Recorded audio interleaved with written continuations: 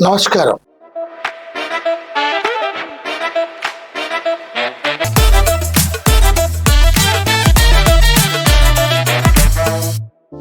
మిత్రులారా, సోషల్ మీడియాలో పెద్ద ఎత్తున ఒక కొత్త పార్టీ పేరు వైరల్ అవుతుంది. ఇది ఒక రాజకీయ పార్టీగా రిజిస్టర్ చేశారని, లేదు అని చర్చ కూడా జరుగుతా ఉంది. ఒక 30 సంవత్సరాల యువకుడు ఈ పార్టీని ఫ్లోట్ చేశాడు అనేటువంటి చర్చ కూడా జరుగుతా ఉంది. ఆ పార్టీ పేరు వింటేనే నిజంగా కొంతమందికి నవ్వొస్తుంది, కొంతమందికి భయం వేస్తుంది, కొంతమందికి ఆశ్చర్యం వేస్తుంది. ముఖ్యంగా ఎందుకు యువత ఈ పార్టీని ఇంత పెద్ద ఎత్తున ట్రెండ్ చేస్తున్నారు, ఎందుకంత వైరల్ అవుతా ఉంది? అందులో ముఖ్యంగా యువకులే దాన్ని రకరకాల కామెంట్స్ తో వైరల్ చేస్తున్నారు.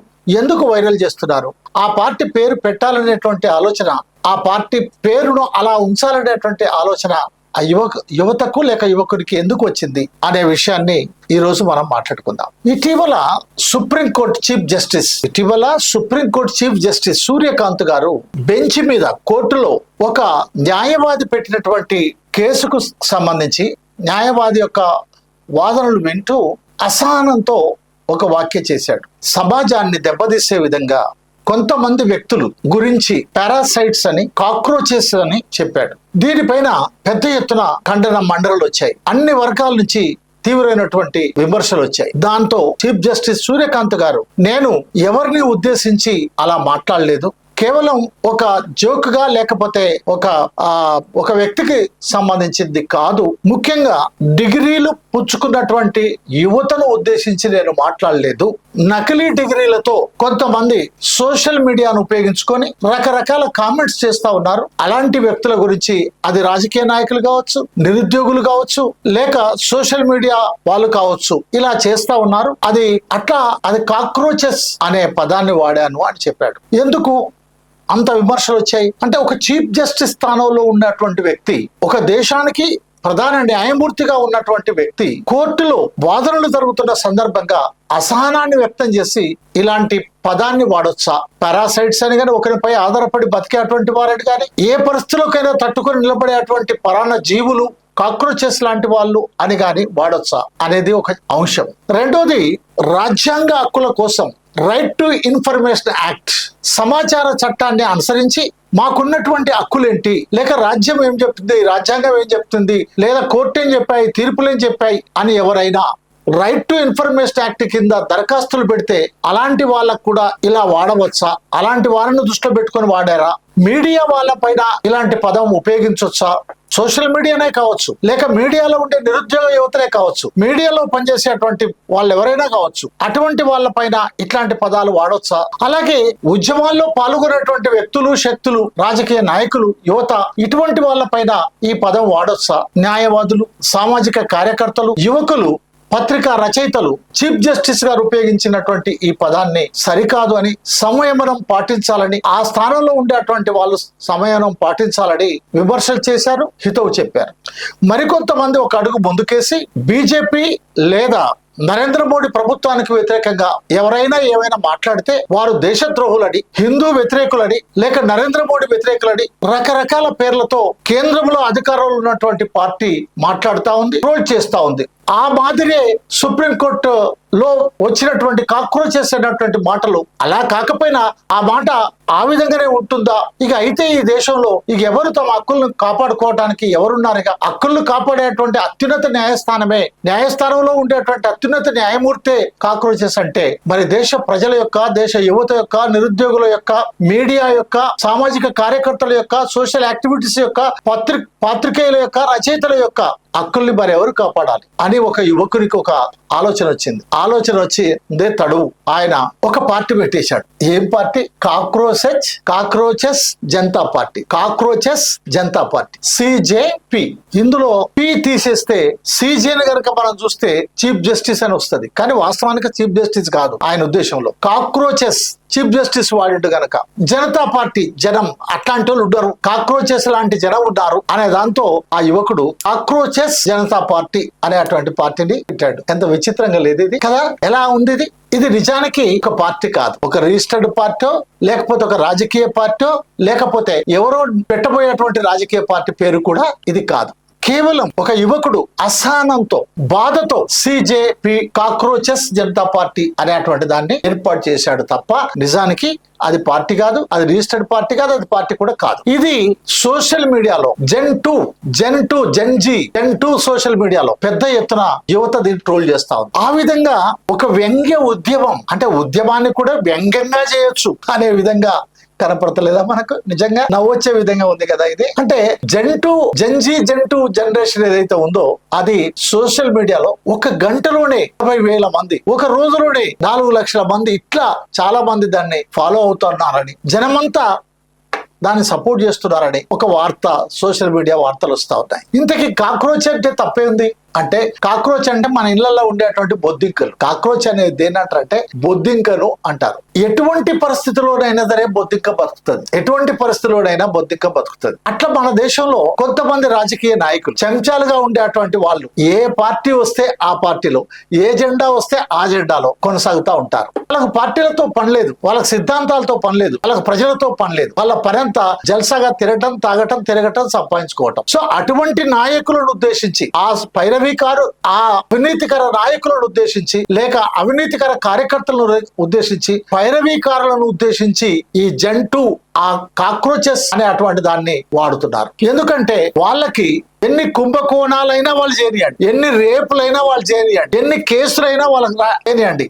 మనం అంటారు చూడు సిగ్గు లేదని, వాళ్ళకి అట్లాంటిది ఉండదు. అట్లాంటి ఏంది అని అంటారు, సిగ్గుందా అంటే సిగ్గు అంటే ఏంది అని అంటారు. అట్లుంటది వాళ్ళ పని. ఇట్లా దులిపేసుకొని పోతారు అంతే, ఇట్లా పడితే ఇట్లా దులిపేసుకొని పోతారు. భయం గాని, సిగ్గు గాని, లేకపోతే ఒక అభిమానం గాని, లేకపోతే ఒక ఇది గాని వాళ్ళకు ఉండదు. అటువంటి వాళ్ళనే ఈ యువత జెన్ టూ ఎవరైతే ఉన్నారో వాళ్ళు కాక్రోచ్ పార్టీ ఇటువంటి వాళ్ళ గురించి మాత్రమే పెట్టింది. అందుకని వాళ్ళు అలా పెడుతున్నారు. మీరు ట్విట్టర్ చూడండి, ఇన్స్టాగ్రామ్ చూడండి, అలాగనే రెడిట్ చూడండి, యూట్యూబ్ చూడండి, ఏదైనా చూడండి, కాక్రోచ్ లేదా కాక్రోచ్ జనతా పార్టీ ఇటువంటి వాళ్ళ గురించే ఉంది. నిజానికి చీఫ్ జస్టిస్ గారికి దీనికి ఏ సంబంధం లేదు, చీఫ్ జస్టిస్ గారు చెప్పింది కూడా కాదు. మరి యువత ఈ సిజేపి పార్టీ ట్రోల్ చేస్తూ ఏమని వాళ్ళు కామెంట్లు పెడుతున్నారు? చాలా గమ్మత్ కామెంట్లు పెడుతున్నారు. కాక్రోచ్లా పాలిస్తున్న రాజకీయాలు, మన భారతదేశాన్ని అంటే రాజకీయాలకు ఒక విధానాలు లేవు, రాజకీయ నాయకులకు ఒక విధానాలు లేవు అని అర్థం. అలాగనే ఎన్నికల తర్వాత కూడా మళ్ళీ తిరిగి వచ్చే నాయకులు, అంటే ఎన్నికల తర్వాత కూడా మళ్ళీ తిరిగి వచ్చే నాయకులు, ఏ పార్టీ వస్తే ఆ పార్టీ వెళ్ళే నాయకులు అని కామెంట్లు పెడుతున్నారు. పాత రాజకీయాలకు కొత్త పేరే సిజేపి అని కూడా ట్యాగ్ చేస్తున్నారు, లేదా కామెంట్లు పెడుతున్నారు. పిల్లలు ఎంత షార్ప్ చూడండి, యువత ఎంత షార్ప్. మనం అనుకుంటాం కానీ దానికి యువతకు రాజకీయాలు పట్టాయి, యువకులు రాజకీయాల గురించి ఆలోచించరు, రాజకీయ నాయకుల గురించి ఆలోచించరు అని మనం అనుకుంటాం కానీ ఎంత షార్ప్ గా ఆలోచిస్తున్నారు.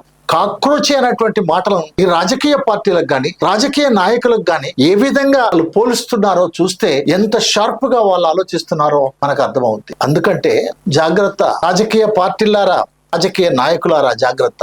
ఈ యువత అంత తెలివితక్కువ యువత కాదు. ఈ యువత మీరు పోసేటువంటి కళ్ళుకు, సారకు, బీరుకు, బిర్యానీకి అమ్ముడు పోయేటువంటి వాళ్ళు కాదు. అట్లా అయితే తమిళనాడులో అలాంటి రిజల్ట్ వచ్చేది కాదు. అట్లాంటిది కాదు. పాత రోజులు పోయినాయి. మా దగ్గర కోట్ల రూపాయలు ఉంటే చాలు, మేము ఎమ్మెల్యే కావచ్చు, ఎంపీ కావచ్చు, మంత్రి కావచ్చు అని మీరు అనుకుంటే అది చాలా పొరపాటు. డబ్బుతోటే అన్ని సాధించవచ్చు, డబ్బుతోటి ప్రజల్ని కొనవచ్చు, డబ్బుతోటి ఓట్లను కొనవచ్చు అని మీరు అనుకుంటే అది చాలా పొరపాటు. ఎందుకంటే ఏ డబ్బు పెడితే తమిళనాడులో విజయ్ ముఖ్యమంత్రి అయ్యిండు, ఏ డబ్బు పెడితే తమిళనాడులో ఏ అనామకులుగా ఉండేటువంటి వాళ్ళు ఎమ్మెల్యేలు అయ్యారు, ఇప్పుడు మంత్రులు అయ్యారు. 23 మంత్రులలో 21 మంది మంత్రులు కొత్తగా మంత్రులైనటువంటి వాళ్ళట ఆ మంత్రివర్గంలో, తమిళనాడు మంత్రివర్గంలో. అనేక పోలింగ్ స్టేషన్లల్లా, పోలింగ్ బూతులల్లా టీవీకే పార్టీ, అనేక పోలింగ్ బూతులలో టీవీకే పార్టీ ఏజెంట్లు కూడా లేరట.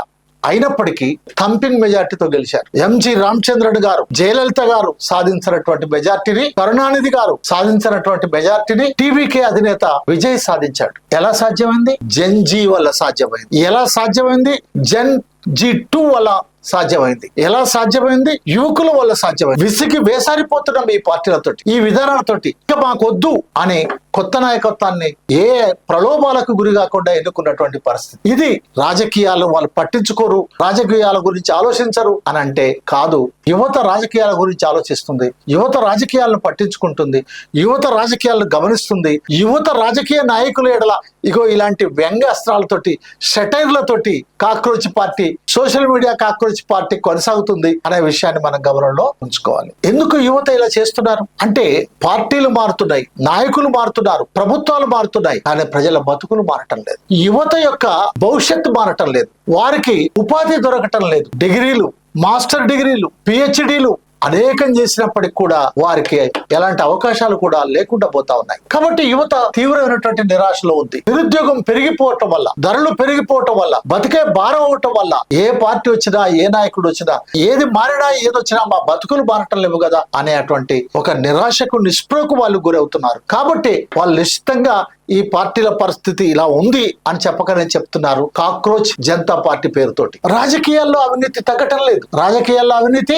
తగ్గటం లేదు. రాజకీయ ఒక ప్రజాప్రతినిధి, ఒక ఎమ్మెల్యే, ఎంపీ కాకముందు ఒకరి ఆస్తి ఎంత, ఎమ్మెల్యే, ఎంపీ అయిన తర్వాత వారి ఆస్తులు ఎంత ఒక్కసారి లెక్క కట్టమని యువత ఇవాళ డిమాండ్ చేస్తా ఉంది. చివరికి ఏం డిమాండ్ చేస్తుందో తెలుసా? ప్రధానమంత్రి గారు మొన్న పొదుపు పొదుపు పొదుపు గురించి మాట్లాడాడు. వెంటనే యువత మీ కళ్ళద్దాల ఖరీదు ఎంత అని అడిగింది. వెంటనే యువత నీవు వాడే పెన్ను ఖరీదు ఎంత అని అడిగింది. ఇంకొకరు ఈ డిగ్రీ ఉన్నదో లేదో వాడి పెన్ను మాత్రం ₹1,00,00,000 నిజమా అని అడిగింది. మీ చెప్పుల ఖరీదు ఎంత, మీ కోటు, బూటు, షూటు ఖరీదు ఎంత, ఒక్కసారి వేసిందని మరోసారి వేయరట నిజమా అని అడిగింది. మీరు పాటించకుండా పొదుపు పాటించాలని ఇతరులకు చెప్పితే నీతులు చెప్పటందుకేనా, మీరు చేసేందుకు కాదా అని అడుగుతా ఉంది యువత. అందుకని చాలా జాగ్రత్తగా ఉండాలి యువతతోటి. అయితే కొంతమంది అంటున్నారు ఇలాంటి వ్యంగ్య ప్రచారాలతోటి, ఇలాంటి విమర్శలతోటి, ఇలాంటి సోషల్ మీడియాను ఉపయోగించుకొని చేసేటువంటి ఒక ప్రచారాలు, తప్పుడు ప్రచారాలు లేక ప్రచారాలతోటి, విమర్శలతోటి ప్రజాస్వామ్యం ఏ పరిస్థితిలో ఉంటుంది, ప్రజాస్వామ్యం యొక్క పరిస్థితి ఏమిటి, ప్రజా నాయకుల యొక్క పరిస్థితి ఏంటి, రాజకీయాల యొక్క పరిస్థితి ఏంటి, రాజకీయ పార్టీల యొక్క పరిస్థితి ఏంటి, నిజాయితీ పరులైనటువంటి, త్యాగదరులైనటువంటి వాళ్ళ పరిస్థితి ఏంటి, దేశభక్తులైనటువంటి పరిస్థితి ఏమిటి అని కొంతమంది ఆందోళన వ్యక్తం చేస్తున్నారు. ఎందుకంటే సోషల్ మీడియా విచ్చలవిడిగా చేస్తుంది అనేటువంటి అభిప్రాయంతో. కానీ ఇంకొంతమంది అంటున్నారు ఆ మాత్రం కూడా లేకపోతే అద్దుపద్దు ఉండదు కదా రాజకీయ నాయకులకు, రాజకీయ పార్టీలకు, ప్రభుత్వాలకు, పాలకులకు. వాళ్ళని విమర్శించే వాళ్ళు ఎవరు, వాళ్ళని అడిగేవారెవరు, వారిని అడ్డుకునేవారెవరు? ప్రధాన పత్రికలన్నింటినీ కొనేశారు. ఛానల్స్ అయితే ఉన్నాయో, టీవీ ఛానల్స్, వాటిలో తమ వార్తలు తప్ప, తమను పొగిడేటువంటి వార్తలు తప్ప, ఇంద్రుడు, చంద్రుడు అని చెప్పి రకరకాలుగా తమ వేషాలను, భాషలను చూపించేటువంటి ఛానల్స్ తప్ప నిజం చూపించేటువంటి ఛానల్స్ తక్కువైనాయి. ఈ స్థితిలో యువత సోషల్ మీడియాను ఆశ్రయిస్తా ఉంది. ఈ స్థితిలో యువత సోషల్ మీడియా ద్వారా నిజమైనటువంటి వార్తలు అందించడానికి ప్రయత్నం చేస్తున్నారు. కొన్ని తప్పుడు ప్రయత్నాలు చేస్తున్నటువంటి వాళ్ళు కూడా ఉండొచ్చు. ఇది ప్రజాస్వామ్యాన్ని కాపాడుతుందా లేదా, నష్టదాయకమా, లేక ఇలాంటి సోషల్ మీడియా ఈ విధంగా ఉండొచ్చా లేదా అనే దానికి సంబంధించి ఇది తప్పనిసరి యువతలో ప్రజాస్వామ్యం గురించి, లేక ఎన్నికల గురించి, పాలకుల గురించి, దేశం గురించి చర్చ జరగటం అనేది మంచిదే. కాక్రోచ్ జనతా పార్టీ అనే అటువంటి పేరుతో అయినా సరే యువత ఆకర్షితులై, జెన్-జీ ఆకర్షితులై పాలక వర్గాల యొక్క, ప్రభుత్వాల యొక్క విధానాలను చర్చించటం చాలా మంచి విషయం. ఈ విధంగానైనా సరే వాళ్ళు దగ్గర పెట్టుకొని పాలన చేస్తారని, పరిపాలిస్తారని, రాజకీయ పార్టీలు జాగ్రత్తగా ఉంటాయని ఆశిద్దాం. మిత్రులారా, ఇలాంటి అనేక మంచి వీడియోల కోసం, విషయాల కోసం చూస్తూనే ఉండండి బొజ్జ భిక్షమయ్య యూట్యూబ్ ఛానల్. సబ్స్క్రైబ్ చేయటం మాత్రం మర్చిపోకండి. షేర్ చేయండి, లైక్ చేయండి, కామెంట్ కూడా చేయండి. Thank you very much.